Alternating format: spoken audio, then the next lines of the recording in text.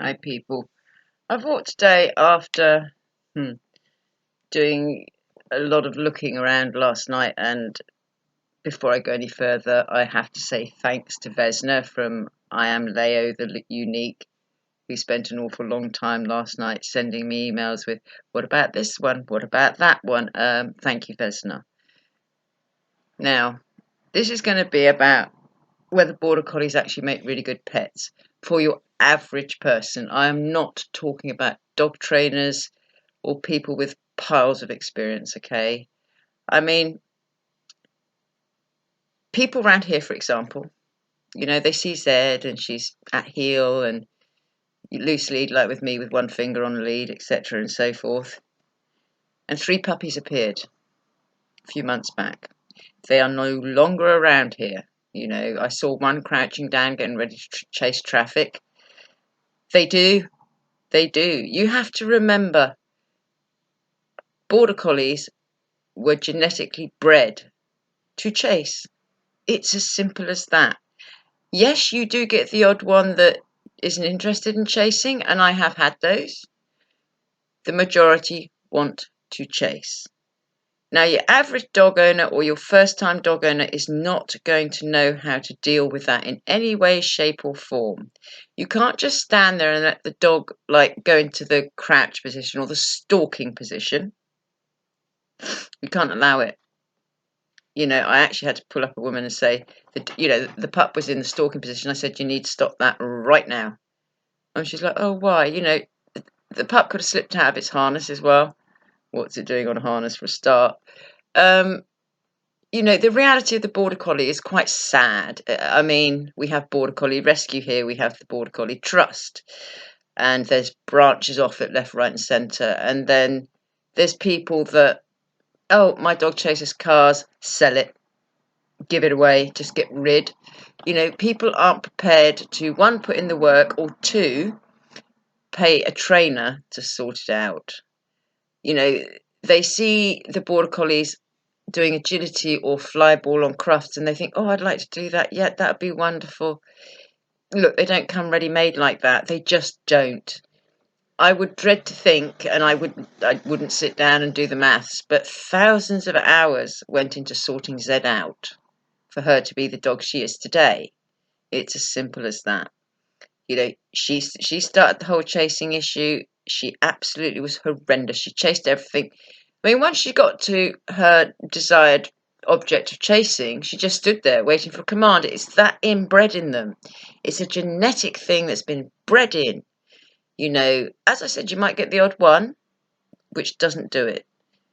But it's like having looked through all the rescue centres, nearly all the dogs have the same thing. They chase cars. They chase bikes. They chase joggers. They chase everything. Everything. They really do. So, on that note, if someone said to me, oh, what do you think about a collie? I would say, don't have one. It's no different, really. They're a high drive dog. Even the show line still have that genetically in there. They do. And unless you really know what you're doing and you've got a lot of experience, they are not a breed that I would suggest any more than someone, first time dog being a Malinois or a Dutch herder or a Dutch shepherd. I just don't. And I will never condone people having Border Collies that don't have the experience in which to deal with them. I mean, Zed was difficult even for me, but you do have to remember her grandsire was world champion sheep trialing dog. So we're talking mega drive, stubbornness. They have an independence, that's again been bred in, so they can work at long distance and make decisions with foundation training on their own. If the sheep's going to go off a cliff, they'll run in front. They have to make that decision on their own. This is what people don't understand. There is so much to the Border Collie character. There is so much intelligence. Remember, they are the most intelligent breed in the world, without exception. And with that, if their needs, both physically and look, I'm going to say it again, walking, watering, and feeding any dog will never, ever be enough, no matter the breed. But for Border Collies, it will never be enough. They become destructive, they become distressed, they get anxious. You know, they start having real anxiety problems because they're not being fulfilled. Then they can get nervous, they can get snappy. I mean, the amount of dogs that I looked at that had growled or snapped out at their own owners were quite a few. And that's because they were frustrated and they were unfulfilled mentally. You know, I mean, Zed is a very fulfilled dog. You know, as soon as I can get someone to video Zed down the field, you will see the drive of her because you don't see it in the garden. You know, she looks all trained up and, you know, contained. But the drive down the field is quite something else, and she's beautiful to watch. She really is. But her drive is huge, massive. You know, this is why I'm out with her 2, 3, sometimes 4 hours every morning. You know, armed with bottles of water and my training bag full of this, that, and the other. And you know, yes, we do training, and you know, it's play-based training, and we'll do a bit of heel work. She'll get a ball toss for it. Then we'll do distance control. We'll do sendaways. We'll do all sorts of different things, and then we'll go for a walk. Then she'll do spins on my left side and spins on my right side, and weaves through my legs. Then she'll do a 12 jump retrieve. Then we'll play some more, and you know, all the time she's rewarded with a ball, a rubber ball, all the time. Yes. Marked, yes, throw the ball, yes, throw the ball, yes, throw the ball. Yeah, so, you know, unless you've got all day, really, to spend fulfilling a high drive Border Collie, or any Border Collie for that matter, please don't get one. They are just not suitable. They just aren't. You know, unless you're going to do agility with them, or fly ball, or herd sheep with them even. What a novelty. I actually don't know how to train that. I have to be honest, I don't know. I'd love to learn. You know, in my lifetime, I'd love to learn. I mean, looking back, I wish I had, and I could have been a freelance shepherdess, and I could have spent my life travelling the country, earning money. What a novel idea. But, you know, bottom line is they're just not suitable. It saddens me at the amount of dogs I looked at last night. And we're talking an awful lot. Hundreds, in fact. That are in rescue centres, and that's just over here. I mean, the amount that are in Ireland, which is like County Cork and places like that, huge, huge. There's so many. And, you know, they are assessed, you know, some obviously to sort out their anxiety and behavioural problems are put to sheep, and all the behaviour problems go away. Others are not that interested in that, and they go to agility homes, or, you know, someone like me who can deal with it. Excuse me, I've just groomed and I've got fur up my nose. So please don't look at like Nana the Border Collie or Zed even and think, oh, I can do that. You've got no idea how many hours of training goes into it. It's massive. I'm talking thousands of hours with Zed. You know, she'll be 4 next month. And yeah, thousands and thousands of hours. Even when I'm sitting down, I'm still training. Seriously. Is she allowed out a door in front of me? No, she is not. She's made to wait at the back door until I step back off the step, and then I have to tell her to come out slowly, because otherwise she wants to rush in the garden. She's not allowed to do that. You know, she goes, sits by the shed, and she has to sit by the shed and wait for me to open the shed. She's not allowed to get up. This is how much structure you have to put on a high drive dog. You're not being cruel, you're just structuring it so that the dog understands, right, for me to get what I want, I have to do this. It's a trade-off. And unless you really know what you're doing, you're not going to be able to deal with it. Collies do become nippy. They can really become nippy. And that is sad. It's sad because of the simple fact that they can't say to you, I'm bored, I need to do this, I need to do that. They don't speak. They're trying to say, I can't handle this. Don't shut me in. They need to be out in the fields. I mean, the fields that Zed and I go down to, they are big. And then we've got woods attached, and Then we could walk along what we call the red brick path, all the way down to the heathland. And there's miles and acres and acres and acres of that, you know? Yeah, of course it hurts me. Damn right it hurts me, physically. But I also know what a border collie needs. And, people say, Laura, why do you have a border collie as a service dog? It's a bad choice. No, for me, it's not a bad choice because I understand the breed. I suppose if I have a speciality, it is border collies. And, I'm not smacking myself on the back here. It's just a breed that I know very, very well because I've had a lot of them. And it's just please people, it breaks my heart having looked through so much last night, along with dear Vesna, sending emails. Gotta love that woman, And just don't. Just don't.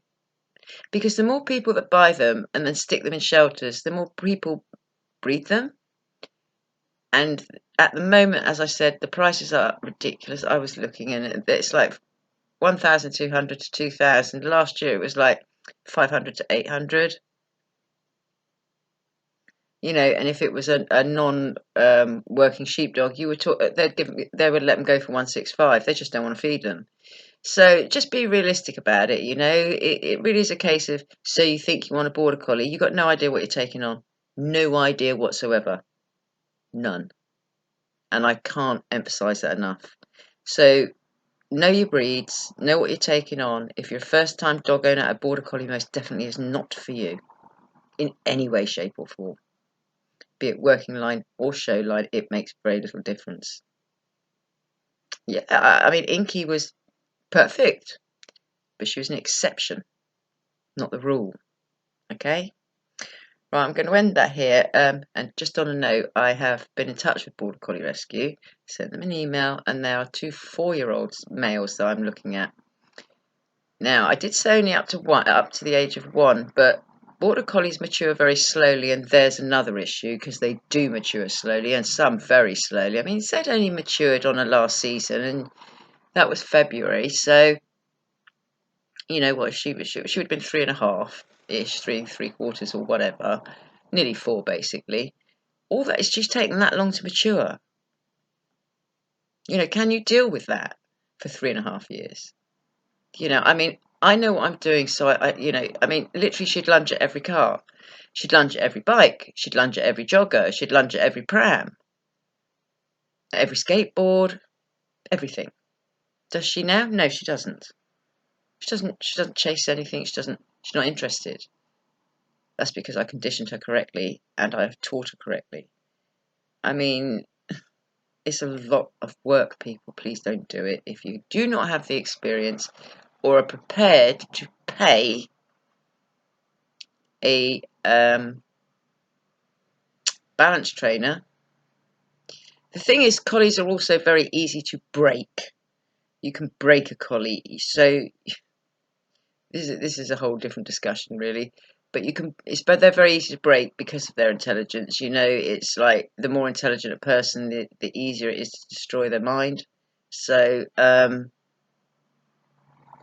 please take that on board. Zed is a happy, fulfilled dog because I go out of my way to make her that way. That's why she's so relaxed at home. She's not bouncing off the walls. Literally, I know of collies that have literally been like going from one wall to another, literally bouncing off the walls with desperation. You can't do that to them. It's like shutting them in a padded cell and throwing away the key. And that's their life. That is no life. They'd be better off dead than having that. Okay? So I'm going to leave that topic here because I'm very passionate about it. And, where are those 3 Border Collie pups that I saw a few months ago? They no longer are around. So they're in a shelter somewhere. And they tend to go from one home to another, back to the shelter, to another home, back to the shelter. Come on, people, we can't do this to dogs. It's not fair. I'm sorry, but I believe the breed to be overbred, purely for financial gain. I mean, yes, farmers have to breed their own dogs, and obviously you're going to have some left over. That's fine. But then when they have litter after litter after litter and they're selling them all except the pick of the litter, not so happy about that. Okay, so please don't even go there unless you're a very experienced person. Please just cross Border Collie off the list of possible breeds for a family pet, because no, absolutely not, in my opinion. And I think I'm have plenty of experience to say that with good confidence. You know, it just no. I mean, I see them down the field. They're on harnesses. They have no life. They look miserable. They can't be left off because they chase, and nah. Sets off a lead.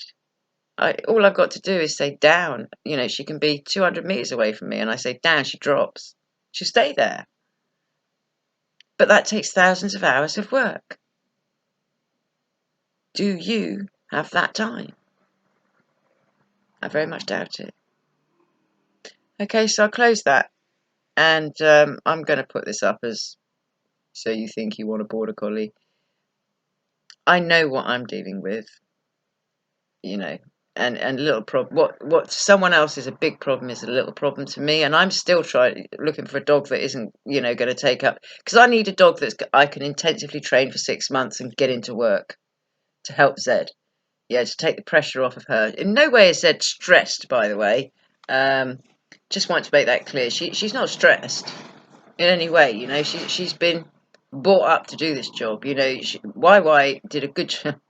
YY did a good job sort of showing her the ropes. I mean, YY used to pass me my clothes. I mean, YY was another incredible dog. So, yeah, anyway, that's enough from me today. I've been sawing off branches off trees and things. They're putting up a fence next door, so I can, I can lie there, but I can't really rest now, can I? But that's okay, because I get some more privacy, and that suits me fine. Saves me having to pay for it, doesn't it now? Okay, my friends, so yeah, that's it for me today, and I'll keep you updated. I mean, the two boys I'm looking at, they're handsome young boys, they are. One's a black and white, and one's a tricolour, and yeah, they're nice looking guys. They've both got really pointy ears. I love pointy ears. I mean, has nothing to do with it. I mean, if I had my choice, it'd be another blue merle. But this is about finding a dog to help Zed, and a dog on medical grounds to help me. And I'm, colour is irrelevant at this point. So yeah, that's it. Stay well, people. Take care. Please think on what I've said. Always think about the dog you're going to get. Even if it's crossbred, what's in there? You need to know what it's crossed with. And there's one dog that's got absolutely enormous pointed ears. I'd love to know what that's crossed with. I really would, enormous ears. Anyway, as I said, that's it for me today. Take care. Bye for now.